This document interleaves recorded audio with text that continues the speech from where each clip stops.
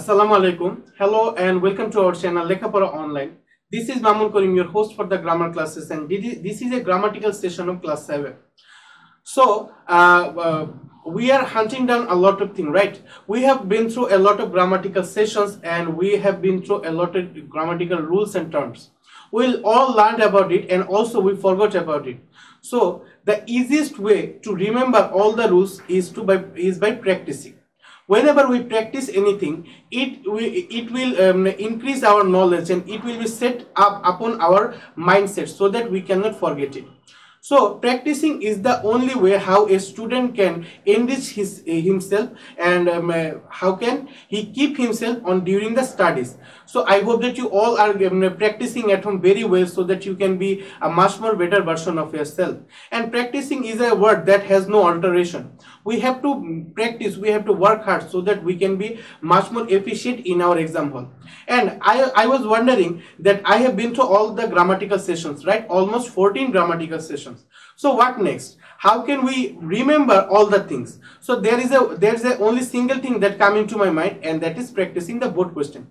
Whenever our grammatical sections are over, then our coaching teacher or our private tutor take a test paper and make ourselves practicing on that, right?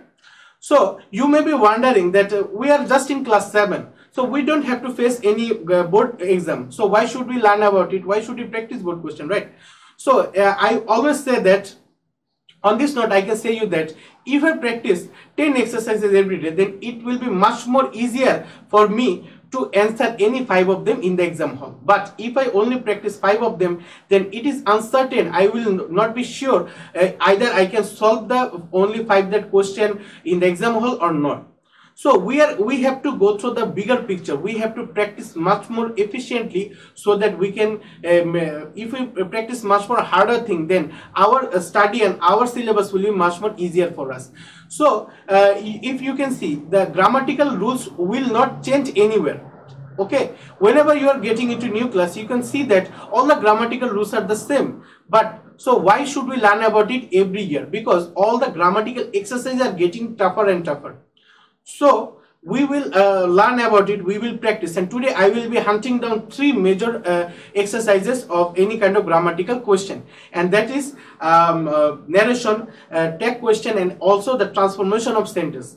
I think the transformation of sentence is more in detail in other than any other grammatical sessions, right? So we will hunting down that, we will solve that, how to analyze the question, how to solve the question, we will learn about that. So today's class will be much more interesting and much more fun to do. So before I begin, I always welcome the newcomers, right? So those who are new to my channel and join my classes today, thank you very much for joining my class. I believe that you all will have a great time while learning with us, because we are making educational videos according to your syllabus and textbooks so that you can learn something and you can be prepared for your further exam. And we are not just talking about the things only in your textbook. As you can see, we are talking about the overall fact of any kind of grammatical session and practice in a higher level, larger scale, so that it will be, so that you can use that knowledge and that skill on your day-to-day life and even in your spoken classes also. So there is a lot of thing we want to give you, and there is a lot you can get from us. So please do subscribe to our channel and share my classes to all the students around you, because we are not just making classes for class 7, we are making classes from class 6 to class 10, every subject and every topics. So please stay with us, and those who are already our subscribers and watching our videos regularly, thank you very much for staying with us. You are a part of our family, and your comments are very much important for you. So please let us know on the comment section how our classes are going through. Either it is good or bad, either there is something wrong with us, something wrong with the class, or this is just getting better and better. Please let us know on the comment section so that we can give you much more better things. So no more talking, let's get started. Today I will start with narration. I discussed about it on my previous class, but I think this is a point that we have to discuss again and again, because all the students I have met on my life, maximum of the student, most of the student always afraid of this grammatical session. So we will learn how to analyze the passage and how to answer it correctly. So let's get started. Please grab your seat on the first bench, take your pen and a notebook, and please take a sharp eye on my class and listen to me very carefully. If I go to the first slide, if I tell you on Bangla, then you can understand much more better, right? So if we see এখানে দেখো একটা passage দেওয়া আছে, passage দেওয়ার ক্ষেত্রে দেখো আমি তোমাদেরকে একটা জিনিস সবসময় প্রিফার করি, ধরো এই প্যাসেজটা তুমি বাসার মধ্যে 1000 বার প্র্যাকটিস করেছো, কিন্তু তারপরেও যখন তুমি এই প্যাসেজটা পরীক্ষার হলে পাবা, এই জিনিস প্যাসেজটাকে প্রথম থেকে শেষ পর্যন্ত খুবই ভালোভাবে মনোযোগ সহকারে পড়ে নিবা, যাতে করে কি হবে জানো, কারণ ন্যারেশন এমন একটা গ্রামাটিক্যাল টার্ম যেখানে একটা স্লাইড চেঞ্জ যদি করে দেয় টিচাররা, তাহলে কিন্তু পুরো প্যাসেজটা চেঞ্জ হয়ে যেতে পারে। সো সবসময় মাথায় রাখবা। এখন দেখো এখানে একটা প্যাসেজ দেওয়া আছে, এখন এটাকে আমি অ্যানালাইজ করবো কিভাবে। আমরা একটা পেন্সিল নেব, পেন্সিল নিয়ে আমাদের টার্গেট থাকবে পুরো সম্পূর্ণ সেন্টেন্স প্যাসেজটা পড়বো, কোন সেন্টেন্সটা কোন ক্যারেক্টার বলেছে এই জিনিসটা আমাদের ফাইন্ড আউট করতে হবে। যেমন দেখো এখানে প্রথম সেন্টেন্সটা দেওয়া আছে, what is the time by your watch, তোমার ঘড়িতে সময় কি। এখন পর্যন্ত আমি জানি না এই কথাটা কে বলেছে। পরবর্তীতে দেখো সেইড অ্যান ওল্ড ম্যান, একজন কি বলেছে, বৃদ্ধ লোক আমাকে বলেছে। সো তার মানে আমরা বুঝতে পারছি প্রথম ক্যারেক্টার পেয়েছি কি, বৃদ্ধ লোক, এই কথাটা বৃদ্ধ লোক বলেছে। সো এখানে আমরা ছোট্ট করে ও দিয়ে রাখবো পেন্সিল দিয়ে। তারপর দেখো I said it is 9:30, he said, ঠিক আছে, আই সেড, তো আর দ্বিতীয় ক্যারেক্টার পেয়ে গেলাম আই সেড, মানে আমি বলছি। তো এখানে ইট ইজ 9:30, এটার আগে কি করব, ছোট্ট করে আই দিয়ে রাখবো, যাতে করে আমরা এটা বুঝতে পারি। তারপর দেখো হি said I want to go to your house, ঠিক আছে, সে বললো আমি তোমাদের ঘরে যেতে চাই, ঠিক আছে। সো আমি তোমাদের ঘরে যেতে, যে কথাটা যেহেতু ওল্ড ম্যান বলেছে, সো এখানে আমরা ও লিখে দিব। তারপরে will you accompany me please, এই কথাটাও কি বলেছে, ওল্ড ম্যান বলেছে, এই জন্য এখানে আমরা কি করব, ও দিয়ে রাখবো। তারপরে দেখো no I am sorry because I am going to school, said I, তার মানে এই কথাটা যেহেতু আমি বলেছি, তো সেন্টেন্সের আগে কি করব, আমরা আই দিয়ে মার্ক আউট করব। সো মূলত আমরা অ্যানালাইজ করব কিভাবে, দুইটা জিনিস, প্রথমে আমাদের সার্চ করতে হবে দুইটা ক্যারেক্টার কোন দুইজন কথা বলছে, তারপরে আমরা কি করব, যে সেন্টেন্সটা যে বলেছে তার উপর কি মার্ক আউট করে রাখবো, যাতে করে খুব সহজে বুঝতে পারি। এখন হলো সলভের পালা। কিভাবে সলভ করবো, দেখো প্রথম সেন্টেন্সটি দেওয়া আছে কি ইন্টারোগেটিভ ফর্মে, আর প্রথম সেন্টেন্সটি চিহ্ন দেখে বুঝলাম ওল্ড ম্যান বলেছে, তো আমরা বলবো কি the old man asked me, ঠিক আছে, the old man asked me, প্রথমে ডাব্লিউএস কোশ্চেন আছে, চেঞ্জ করবো না, ডাব্লিউএস কোশ্চেনই থাকবে, হোয়াট। তারপরে এখানে সাবজেক্ট হলো দ্য টাইম, তো হবে হোয়াট দ্য টাইম, ইজ এর পরিবর্তে বসবে কি ওয়াজ, আমরা শিখেছিলাম এম ইজ আর থাকলে was were. So what the time was by, ঠিক আছে, ইউর ওয়াচ আছে, ইউ সেকেন্ড পারসন অবজেক্ট অনুযায়ী, অবজেক্ট আছে মি ওয়াচ তো আর হয় না, my watch, so by my watch, what the time was by my watch. পরবর্তী সেন্টেন্সটা যদি আমরা দেখি, ইট ইজ 9:30, এই কথাটাকে আমি বলেছি, যেহেতু প্রশ্নের পরবর্তী সেন্টেন্স, তার মানে এটা আমি উত্তর দিয়েছি। সো আমরা বলবো আই রিপ্লাইড দ্যাট, ঠিক আছে, I replied that it is আছে, আমরা ইট ওয়াজ বসাবো, ঠিক আছে, এম ইজ এর থাকলে ওয়াজ ওয়্যার, ইট ওয়াজ 9:30। এই সেন্টেন্সটা খুবই ইজি, সহজে সলভ হয়ে গেল। পরবর্তী সেন্টেন্সটা যদি আমরা দেখি, দেখো এখানে দেওয়া আছে he said I want to go to your house, সে বললো আমি তোমার বাসায় যেতে চাই, এটা ওল্ড ম্যান বলেছেন, রাইট। সো আমরা বলবো কি হি টোল্ড মি দ্যাট, বা he said to me that I want to go হবে কি, he wanted to go, V1 থাকলে V2, so he wanted to go to, এখানে your house আছে, আমরা লিখবো কি my house, he wanted to go to my house। তারপর দেখো will you accompany me please, এখানে দুইটা জিনিস আছে, এখানে একটা মিক্স আপ সেন্টেন্স আছে, প্রশ্নবোধক চিহ্ন দেখে বুঝছে এটা একটা ইন্টারোগেটিভ সেন্টেন্স, আবার দেওয়া আছে প্লিজ, তখন আমরা কি করব। সো দেখো এটাকে আমি কিভাবে সলভ করছি, আমরা প্লিজ থাকার কারণে রিকোয়েস্ট বলবো কি and he requested me, ঠিক আছে, and he requested me, কিন্তু প্রশ্নবোধক চিহ্ন থাকার কারণে এটাকে পরের সেন্টেন্সটাকে আমরা কি করব, দ্বিতীয় সেন্টেন্সটা ইন্টারোগেটিভ হিসেবে সাজাবো। যেহেতু উইল দিয়ে সেন্টেন্সটা শুরু হয়েছে, আমরা ইফ বসাবো, ইফ, তারপরে উইল ইউ আছে, তাই হলো কি if I would accompany him, ঠিক আছে, if I would accompany me আছে, এখানে হিম বসাবো, অ্যাকম্পানি হিম। তারপর দেখো no I am sorry because I am going to school, ঠিক আছে, না আমি খুবই দুঃখিত কারণ আমি স্কুলে যাচ্ছি। সো এই কথাটা কে বলেছে, আমি বলেছি। এখন এই সেন্টেন্সটাকে আমরা দুই ভাবে লিখতে পারি, I replied in the negative that বলতে পারি, অথবা আই নেগেটিভলি রিপ্লাইড দ্যাট বলতে পারি। সো আমি প্রিফার করি আই নেগেটিভলি রিপ্লাইড, তো I negatively replied that I was sorry because I was going to school. So এইভাবে আমরা একটা ন্যারেশনকে অ্যানালাইজ করব, প্যাসেজকে অ্যানালাইজ করে সেন্টেন্সটাকে কমপ্লিট করব। আশা করি রুলটা বুঝতে পেরেছো, খুব সুন্দরভাবে করতে পেরেছো।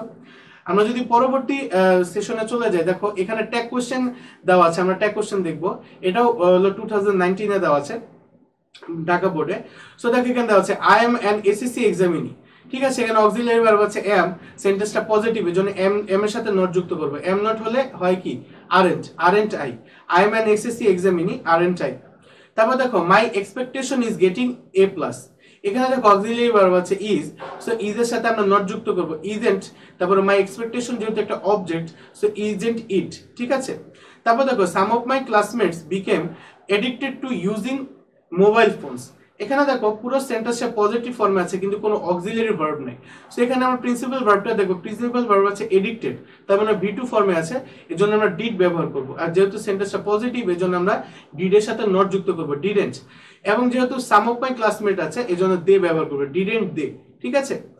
পরবর্তীতে যদি আমরা দেখি, দেখো এখানে দেওয়া আছে they could not pass the test, ঠিক আছে। এখানে দেখো মডেল অক্সিলারি দিয়েই দিয়েছে, ঠিক আছে।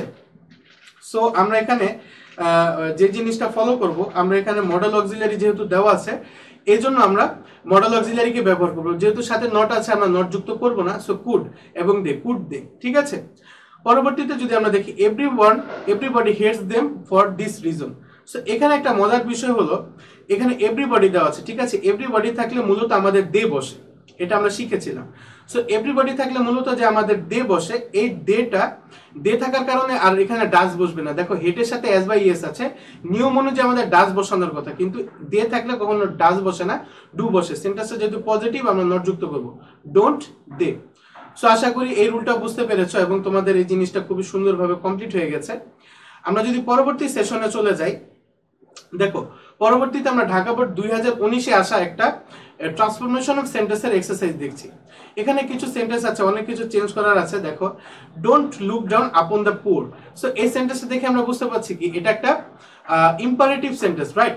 সো ইম্পারেটিভ সেন্টেন্সকে চেঞ্জ করতে গেলে আমাদের কি করতে হয়, আগে দেখতে হবে সেন্টেন্সে কি পজিশন আছে। যেহেতু এখানে ডু নট আসছে, ডু নট থাকার কারণে আমরা লেট নট বসাবো, ডু নট থাকলে let not plus object plus be, এটা হলো স্ট্রাকচার। সো লেট নট, তারপর অবজেক্ট কি আছে, the poor, let not the poor be looked down upon, ঠিক আছে। এভাবে আমরা সেন্টেন্সটাকে কমপ্লিট করব, সেন্টেন্সটাকে ট্রান্সফর্ম করব। পরবর্তীতে দেখো আরেকটা সেন্টেন্স দেওয়া আছে, suddenly I noticed a very nice deer, ঠিক আছে। হঠাৎ করে আমি একটা সুন্দর কি দেখেছি, সুন্দর একটা ডিয়ার দেখেছি, হরিণ দেখেছি। সো এখানে একটা জিনিস মনে রাখো যে এখানে দেখো কোনো প্রকার অক্সিলারি ভার্ব নেই। একটা সেন্টেন্সকে অ্যাসার্টিভ থেকে ইন্টারোগেটিভ করার সবচেয়ে সহজ পদ্ধতি এবং প্রধান যে বিষয়টা তা হলো অক্সিলারি ভার্বকে টেনে সামনে আনতে হবে, রাইট। কিন্তু এখানে কোনো প্রকার অক্সিলারি ভার্ব নাই। সো এক্ষেত্রে আমরা কি করতে পারি, এখানে দেখো এক্ষেত্রে আমরা যে জিনিসটা ফলো করব, অক্সিলারি ভার্ব না থাকলে আমরা প্রিন্সিপাল ভার্বের দিকে তাকাবো। প্রিন্সিপাল ভার্ব আছে দেখো নোটিসড। সো নোটিস যেহেতু ভি2 অর্থাৎ ভার্বের পাস্ট ফর্মে আছে, সো এই ক্ষেত্রে আমরা ডিড ব্যবহার করব এবং ডিড যদি ব্যবহার করি ডিডের সাথে আমরা নট ব্যবহার করব, ডিডেন্ট। তারপরে ডিডেন্ট, তারপর সাবজেক্ট বসাতে হবে। Didn't I noticed a very nice deer suddenly, অথবা didn't I suddenly notice a very nice deer. এভাবে সেন্টেন্সটা কমপ্লিট করব। কিন্তু আরেকটা জিনিস মনে রাখতে হবে, ডু, ডিড এবং ডাজ, এই তিনটা অক্সিলারি ভার্ব যদি আমরা কোনো সেন্টেন্সে ব্যবহার করি তখন পরবর্তীতে কখনোই আমাদের অন্য কোনো টেন্স বসবে না, বা প্রিন্সিপাল ভার্ব শুধুমাত্র প্রেজেন্ট টেন্সে বসাতে হবে, কোনো প্রকার এস বা ইএসও বসবে না। সো আশা করি এই রুলটা বুঝতে পেরেছো। তারপরে দেখো দেওয়া আছে it did nothing but remain sleeping. Oh sorry, আমি যদি কোশ্চেনটা দেখি, ইট অনলি, ঠিক আছে, রিমেইন স্লিপিং, নেগেটিভ সেন্টেন্স করতে হবে। সো আমরা জানি অনলি থাকলে নন বাট বা নাথিং বাট, কোনো ব্যক্তি থাকলে নন বাট, ব্যক্তি না থাকলে নাথিং বাট। সো এখানে হবে কি it nothing but remain sleeping, ঠিক আছে, it nothing but remain sleeping. আশা করি এটাও বুঝতে পেরেছো। পরবর্তীতে যদি আমরা দেখি what a sound sleep it is, এটা সেন্টেন্সটা হলো এক্সক্লামেটরি সেন্টেন্স আছে, আমাদের অ্যাসার্টিভ করতে হবে। সো এক্ষেত্রে ওয়ার্ড চলে যাবে, ডাব্লিউএস কোশ্চেনকে বাদ দিয়ে আমাদের ভেরি ইউজ করতে হবে। আমরা যদি দেখি কি হবে, it slept a very sound sleep, এভাবে সেন্টেন্সটাকে আমরা কমপ্লিট করব, ট্রান্সফার করব। পরবর্তীতে যদি আমরা দেখি a deer is found nowhere but in the zoo now, ঠিক আছে। সো এখানে নোওয়্যার দেওয়া আছে, আমরা নোওয়্যারের জায়গায় শুধুমাত্র অনলি ব্যবহার করতে পারি, ঠিক আছে। অ্যাফার্মেটিভ করতে গেলে দেখো a deer is found only in the zoo now, nowhere বাটের পরিবর্তে শুধুমাত্র অনলি ব্যবহার করে আমরা সেন্টেন্সটাকে ট্রান্সফার করে দিলাম। সো আশা করি সমস্ত ট্রান্সফরমেশন অফ সেন্টেন্সের সমস্ত জিনিসগুলো বুঝতে পেরেছো, আমি তোমাদের বোঝাতে পেরেছি। যদি কোনো একটা অংশ, কোনো একটা পয়েন্টে যদি কোনো কিছু বুঝে না থাকো, কোনো জিনিস যদি মানে কনফিউশন থেকে যায়, অবশ্যই আমাদেরকে জানাবে, যাতে করে আমি সবসময় বলি যে I am always a comment ahead of you, অর্থাৎ একটা কমেন্টের দূরত্বতে আছি। আমাকে জানাবে যে কোনো রুল যদি বুঝতে না পারো বা কোনো জিনিসে যদি সমস্যা থেকে থাকে, অবশ্যই জানাবে, আমি সেটা চেঞ্জ করার চেষ্টা করব। So আশা করি ক্লাসটা তোমরা সম্পূর্ণ দেখেছো. If you watch my class from start to finish and learn something new today, then please hit the like button and share my classes to all the students around you. And if you didn't subscribe to my channel yet, please subscribe to my channel and press the bell icon so that you can be notified about all of my activities and all of my classes. So that's all for today. I will come to you with another video on solving down any of the board questions. Until then, stay home, stay safe, and never stop learning. Assalamu alaikum.